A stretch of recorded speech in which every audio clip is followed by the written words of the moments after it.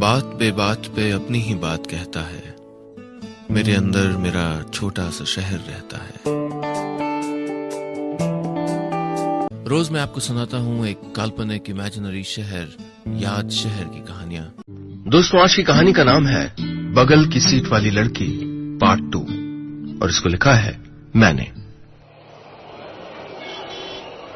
मैं एयरपोर्ट के गेट के बाहर खड़ा था। उस लड़की ने यहीं खड़ा रहने का हुक्म दिया था मुझको। हंस के बोली थी कि अपने 2 और कॉलीग्स को बटोर के वो टैक्सी में जल्दी ही लौटेगी और मैं अपना सामान लेके गेट नंबर 2 के सामने तैयार रहूं। मन में घबराहट सी हो रही थी। जब आखिरी बार किसी लड़की ने ऐसे मुझको कहीं पे इंतजार करने को कहा था, तब मैं उम्मीदें कुछ ज्यादा ही बढ़ा बैठा था। और जब वो अपनी मोपेड पे लाल नारंगी सलवार कुर्ता पहन के आई थी, तो बस इतना कहने के लिए कि मैं अपने रूममेट को उसकी चिट्ठी दे दूं। लड़कियों के मामले में, मुलाकातों के मामले में, इंतजारों के मामले में, कुल मिला के दिल के किसी मामले में मेरी किस्मत कहाँ अच्छी रही है कभी। 1 मिनट, दिल? जिदा जिससे दिल के मामले में दिल कहां से आ गया मियां?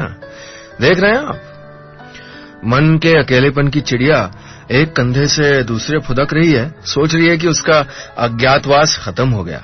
अरे कद्दू खत्म हो गया अज्ञातवास। पहली बात तो 4 लोग जा रहे हैं टैक्सी में दिल्ली तक, ऊपर से ड्राइवर।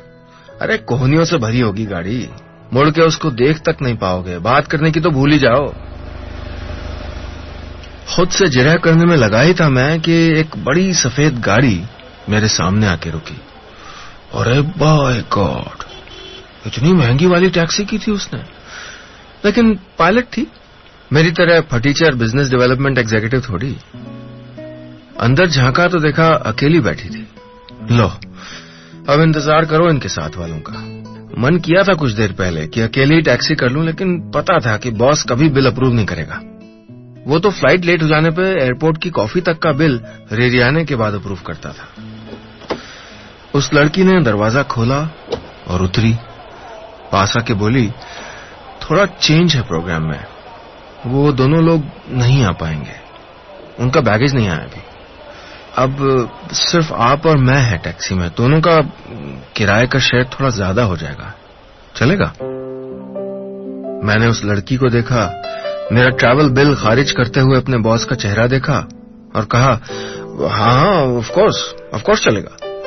लो जी, लड़की के चक्कर में इस बार भी मोटरसाइकिल की ईएमआई देने के बाद कुछ नहीं बचना था। हम दोनों गाड़ी में बैठे और एयरपोर्ट से निकले। उसने मेरी ओर हाथ बढ़ाया और बोली, हाय, आई एम रूपा। मैं सच कहूं तो उस वक्त अपना नाम तक भूल गया था, लेकिन ऐन मौके पे तुक्का मार के याद ही कर लिया। हाय, आई एम प्रकाश। मेरा नाम तो प्रकाश है, पर उस वक्त चेहरे पर प्रकाश गुल था और हवाइयां उड़ी हुई थी। हाथ मिले तो इस तरह जैसे कॉलेज का कोई सीनियर अपने जूनियर से रैगिंग के वक्त मिल रहा हो। उसके हाथ में अदा थी, रौब था। मेरे हाथ में शर्म थी, झिझक थी। उसके हाथ में अधिकार था, ऐंठन थी।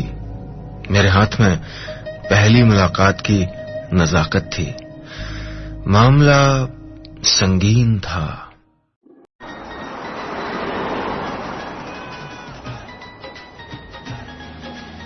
हमारी टैक्सी हाईवे पर थी और हमारे हट्टे कट्टे मुच्छर ड्राइवर साहब ने राजस्थानी लोक संगीत का एक बढ़िया सा एल्बम लगा रखा था।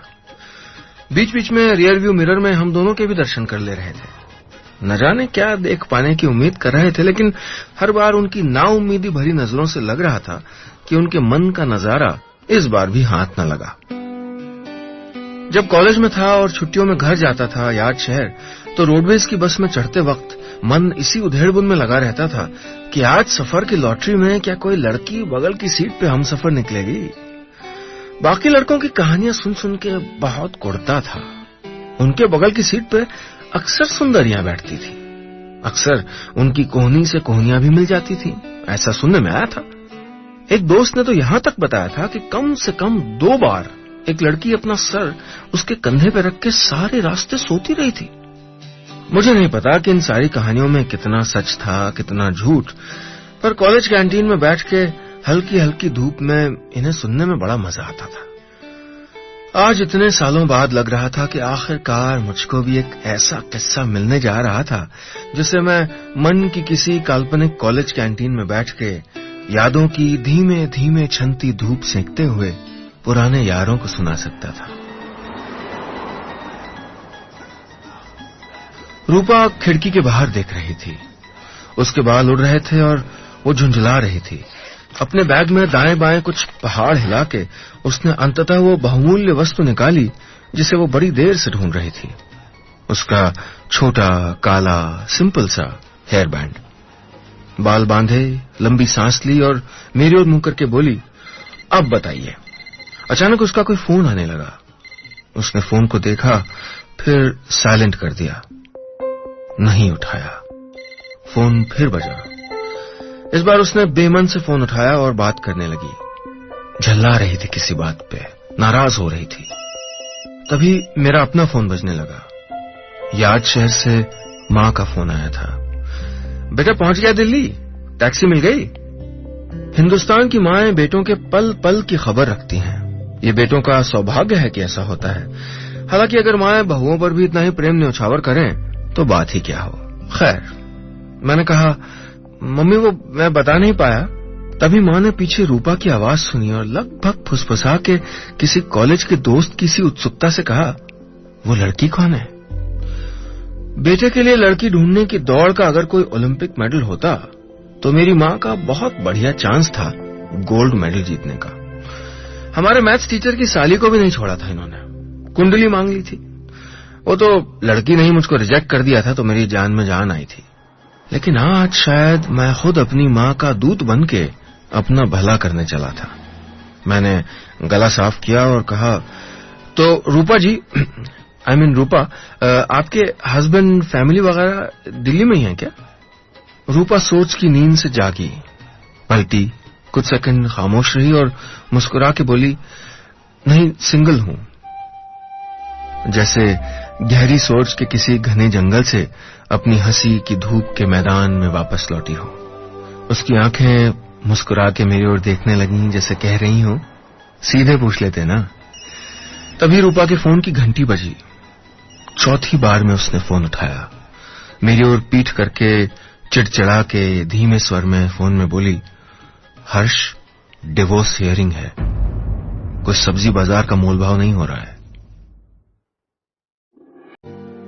फोन रख के रूपा पलटी तो उसने देखा कि मैंने शायद उसकी फोन की बातचीत सुन ली है।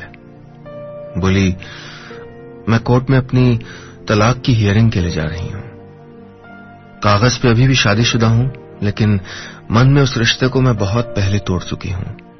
इसीलिए आपसे कहा कि मैं सिंगल हूं। मुझे समझ नहीं आया कि क्या कहूं।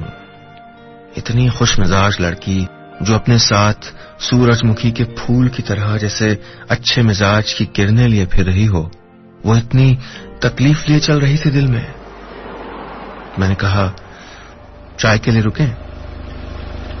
टैक्सी एक ढाबे पे रुकी। मैं झिझक रहा था कि पता नहीं ढाबे पे चाय पीना उसको कैसा लग रहा होगा। अचानक बोली, समोसे खाएं? यहाँ के समोसे बड़े मशहूर हैं। अरे, आप यहाँ आ चुकी हैं? मैंने कहा और हम लोगों ने 2 प्लेट समोसे ऑर्डर कर दिए। प्रकाश, इस हाईवे का मेरी जिंदगी में काफी आना जाना रहा है।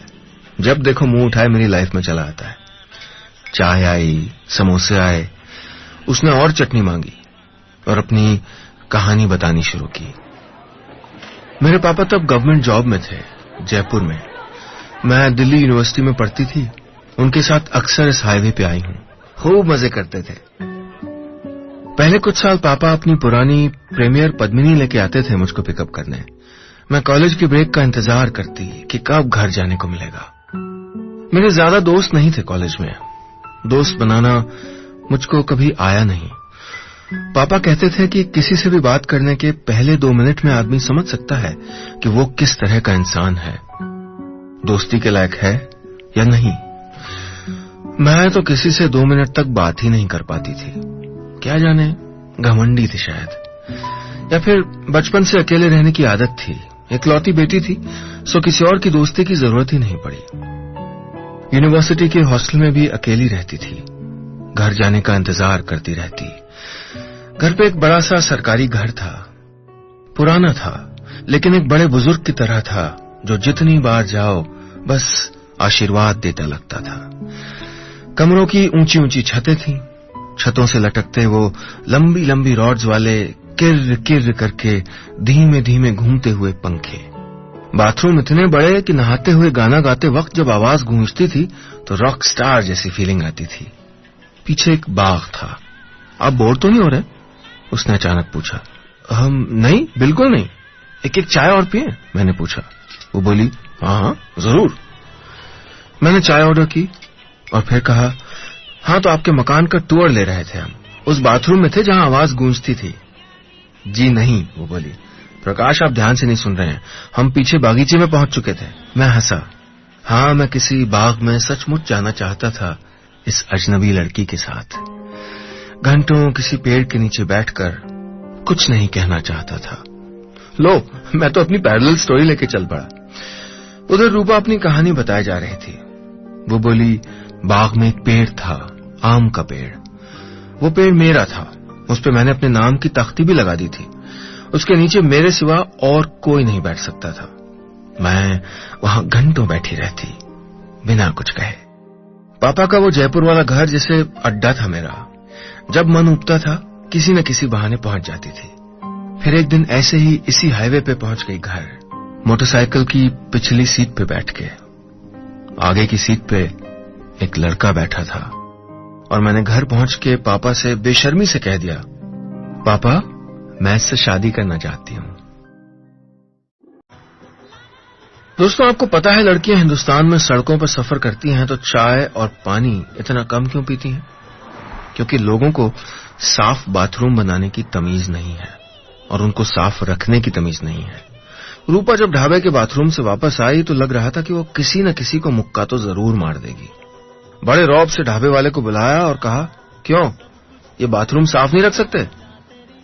फिर नाश्ते के पैसे मेज पे रखती हुई मुझसे बोली, चलिए आपको देर हो रही है आपकी मीटिंग के लिए। अरे पर वो मोटरसाइकिल वाला लड़का? मैंने ऐसे शिकायत के लहजे में कहा जैसे मैं एक अच्छी सस्पेंस फिल्म का दर्शक हूं जिसको इंटरवल के बाद ही घर भेजा जा रहा हो। वो मेरी मिन्नत देख के मुस्कुरा पड़ी। बताते हैं, पहले आपको आपकी मीटिंग में तो पहुंचाने का इंतजाम करें। हम फिर टैक्सी में बैठे। ड्राइवर साहब ने भी नाश्ता कर लिया था। गाड़ी हाईवे पर दौड़ने लगी। रूपा बोली, उस लड़के का नाम हर्ष था, मेरी ही क्लास में था। लाइब्रेरी में अक्सर दिखता था, अकेला बैठा हुआ। पहली बार एक ऐसा लड़का दिखा था जो अच्छा सा लग रहा था। सिगरेट नहीं पीता था, शराब नहीं पीता था, लड़कियों को नहीं छेड़ता था। उसे तो सीटी तक बजाना नहीं आता था, लड़कियां क्या छेड़ता। मैं भी लाइब्रेरी में अकेले ही बैठती थी। एक दिन किसी किताब को ढूंढने के चक्कर में बात शुरू हो गई। फिर तो जैसे कोई कैदी काल कोठरी से निकलता हो, ऐसे मैंने उससे इतनी बातें शुरू कर दी जैसे पिछले कई सालों लोगों से कम बात करने का हिसाब बराबर कर रही हूं। प्यार करना नहीं आता था, पर धीरे धीरे सीख लिया।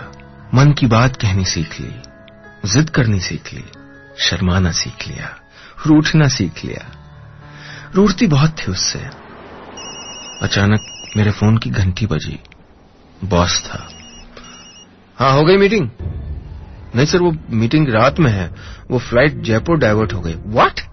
तुम लोग ठीक से प्लान क्यों नहीं करते हो यार? अर्ली मॉर्निंग फ्लाइट क्यों नहीं ली? प्रकाश, तेरा पूरे साल का परफॉर्मेंस 0 आ रहा है। नहीं, 0 कहां सर, 4 डील्स क्लोज। प्रकाश, अगर ये डील नहीं हुई ना तो नौकरी के किसी वेबसाइट पे डाल देना अपना सीवी वापस आते ही। बॉस ने बड़ी बेरहमी से फोन काट दिया। मैंने अपनी बेइज्जती छुपाई, पलटा और देखा कि रूपा खिड़की के बाहर देख रही थी। ड्राइवर साहब की और मेरी नजरें रियर व्यू मिरर में मिली। वो जो नजारा पीछे की सीट पे ढूंढ रहे थे वो तो उनको नहीं मिला था, लेकिन शायद रूपा की कहानी उनको भी दिलचस्प लगने लगी थी। शायद बेताब थे कि मैं रूपा से कहूं कि वो और आगे बताए। मैंने बॉस के फोन की तकलीफ छुपाते हुए एक फर्जी मुस्कुराहट चेहरे पे बिखेरते हुए कहा, आगे क्या हुआ? रूपा बोली, फिर हमारी शादी हो गई। माँ पापा से जिंदगी में एक ही बात के लिए जिद की थी, मानते कैसे नहीं।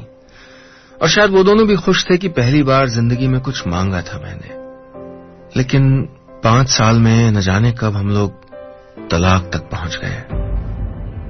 बड़े शहरों की शादियां शायद होती ही ऐसी हैं, कब मुट्ठियों से निकल जाती हैं पता ही नहीं चलता।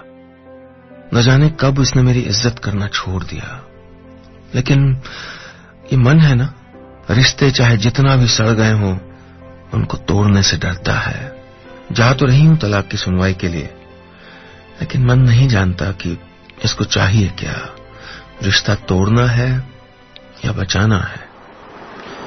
मैं कुछ देर सुनता रहा, फिर न जाने कैसे हिम्मत करके बोला, रूपा वैसे तो ये आपका पर्सनल मामला है, लेकिन मेरा ये मानना है कि कोई भी इंसान जो आपके लिए इम्पोर्टेंट न हो, जरूरी न हो, उसको ये हक कभी नहीं देना चाहिए कि वो आपका दिन बिगाड़ दे, आपका मूड बिगाड़ दे, आपकी जिंदगी बिगाड़ दे। क्यों सह रही हैं आप बेइज्जती एक ऐसे आदमी से जो आपकी कदर नहीं करता? टैक्सी फिर रुक गई थी एक पेट्रोल पंप पे। टायरों में हवा कम थी। रूपा और मैं कार के पास खड़े थे। अजनबी नहीं थे हम अब। अपनी जिंदगी की सबसे व्यक्तिगत बातें बता चुके थे एक दूसरे को। शायद हम दोनों के पास ये बातें कहने के लिए कोई और था भी नहीं। मैंने उसकी शादी पे अपना फरमान सुना तो दिया था, लेकिन थोड़ा अटपटा सा लग रहा था। अभी अभी तो मिला था इस लड़की से, इतना अधिकार क्यों समझ लिया था कि उसको अपनी शादी तक तोड़ने की सलाह दे रहा था। मैंने उससे कहा, रूपा आई एम सॉरी, मुझे शायद नहीं प्रकाश, मुझको बुरा नहीं लगा। ठीक ही कहा आपने। ये सच है कि अक्सर हम अपने आप को रुलाने का अधिकार उन लोगों को दे देते हैं जो एकदम अनइम्पोर्टेंट होते हैं। लेकिन मैं अपने मन में ये फैसला नहीं कर पाई हूं कि ये रिश्ता और ये इंसान क्या सचमुच मेरे लिए अनइम्पोर्टेंट हो गया है, या मैं ये फैसला करके बाद में पछताऊंगी। जज ने हमको 6 महीने का वक्त दिया था सोचने के लिए। मैं नहीं सोच पाई। माँ पापा ने फैसला मेरे ऊपर छोड़ दिया है। क्यों नहीं कह देते वो मुझको कि रूपा तुमने आज तक अपनी जिंदगी के सारे फैसले खुद किए हैं, अब बस तुम्हें बस इसी लड़के के साथ रहना है जिंदगी भर, कुछ ज्यादा ही उड़ रही हो तुम। या ये क्यों नहीं कह देते कि रूपा तुम अब नहीं रहोगे इस लड़के के साथ, इसने तुम्हारा दिल हद से ज्यादा दुखा दिया है, तुम्हारी इज्जत नहीं करता ये। मैं मान लूंगी, वो जो कहेंगे मैं मान लूंगी। क्यों हमको खुद करने होते हैं जिंदगी के ऐसे फैसले।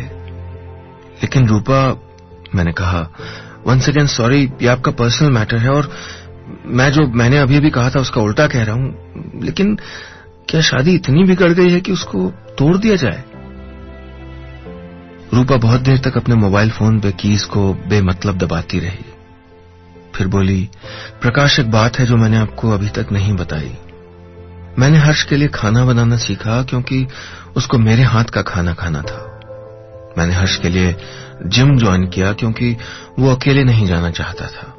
मैंने हर्ष के लिए अबॉर्शन कराया क्योंकि वो इतनी जल्दी फैमिली नहीं करना चाहता था। और मैंने हर्ष के लिए जूडो क्लासेस ज्वाइन की क्योंकि उसने मुझ पे हाथ उठाना शुरू कर दिया था। खुद को बचाना सीखना चाहती थी मैं। कार में खामोशी रही। फिर मेरा फोन बजने लगा। बॉस का था। मैंने नहीं उठाया, साइलेंट कर दिया। फोन फिर बजा, नहीं उठाया। 5 बार बजा। बॉस को लगता था कि जब उसका फोन आए सारी दुनिया सारे काम छोड़ के फोन उठाने लगे उसका। मैंने फोन नहीं उठाया। रूपा खिड़की से बाहर देखती रही। बोली, फिर उसने खूब माफी मांगी। बोला दफ्तर में परेशान था इसलिए जानवरों जैसा बर्ताव किया। और ये सच है कि कुछ सालों से वो ठीक है, जैसे साधारण पति होते हैं वैसे है। लेकिन एक पत्नी जैसी इज्जत मैंने इस रिश्ते में न तब महसूस की न अब। शायद हिंदुस्तानी मर्दों को औरतों की इज्जत करना स्कूल में सिखा दिया जाना चाहिए। देखिए ना, इतना कुछ होने के बाद भी शायद मुझको उसकी आदत पड़ चुकी है, जैसे पुरानी टी शर्ट की आदत पड़ जाती है ना, जिसको कई दिन तक बिना धोए पहनते रहते हैं हम, जिसमें छेद हों तो भी खुशी खुशी पहनते रहते हैं हम, उसके साथ बिताए पुराने वक्तों की खातिर। शायद पुराने वक्तों की खातिर ये रिश्ता बहुत निभाया है मैंने। और शायद आपसे मिलना, आपसे बात करना, आपसे मन की सारी बातें ईमानदारी से बताना जरूरी था। मन में जो जो छुपा था वो अपने सामने भी नहीं लाना चाहती थी मैं। सारे डर, सारी शंकाएं, सारा अफसोस सब आज मैंने सामने रख दिया। अब मुझे पता है कि मुझको क्या करना है। इसका सुराख भरने वाला नहीं है। शायद पुरानी टी शर्ट फेंक देने का वक्त आ गया है। नींद तो नहीं आ रही है? चाय के लिए रुके? मैंने जोर से कहा। मैं और रूपा दोनों चुपचाप थे। सफर के खत्म होने से पहले की खामोशी थी, जैसे बेटी के घर से विदा होने की बात की खामोशी, एक चिराग की लौ के फड़फड़ा के बुझ जाने के बाद की खामोशी, दो अजनबियों के बीच हुए एक अनकहे रिश्ते के आखिरी लम्हों की खामोशी। कौन जाने इसके बाद वो दोनों अजनबी मिलें ना मिलें। सफर में अजनबी कभी न मिलने के लिए ही तो मिलते हैं आखिर। अलविदा तो कहना ही था। मैं अलविदा को थोड़ा और टालना चाहता था। ड्राइवर ने एक ढाबे पे गाड़ी रोकी। सेलोफेन पेपर में लिपटे रंग बिरंगे बल्ब चमक रहे थे। जोर जोर से एक नया फिल्मी गाना पुराने स्पीकर्स पे बज रहा था। मैं वॉश बेसिन तक गया, पुरानी टोटी खोल के ठंडे पानी से मुंह धोया और अपने आप को सामने गंदे दाग पड़े आईने में देखा। आईने में दूर पीछे रूपा दिख रही थी, प्लास्टिक की कुर्सी पे बैठी हुई, अपने बाल उसी छोटे से काले हेयर बैंड में एक बार और बांधती हुई। किसी से फोन पे बात कर रही थी। मैं बड़ी देर तक गीला मुंह लिए आईने में उसको देखता रहा, फिर वापस उसके पास पहुंचा। शायद वो कुछ कहना चाह रही थी, या शायद मेरा भ्रम था, शायद मेरी उम्मीद थी। इतने बरसों के अकेलेपन के बाद कोई ऐसा मिला था जिसके साथ मैं अपना अकेलापन बांटना चाहता था, जिसके सामने मुझको कोई नकाब नहीं लगाना पड़ा था, जिसने मेरे सामने कोई नकाब नहीं पहना था।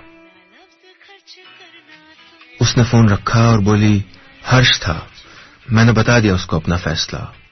काफी धक्का लगा शायद उसे।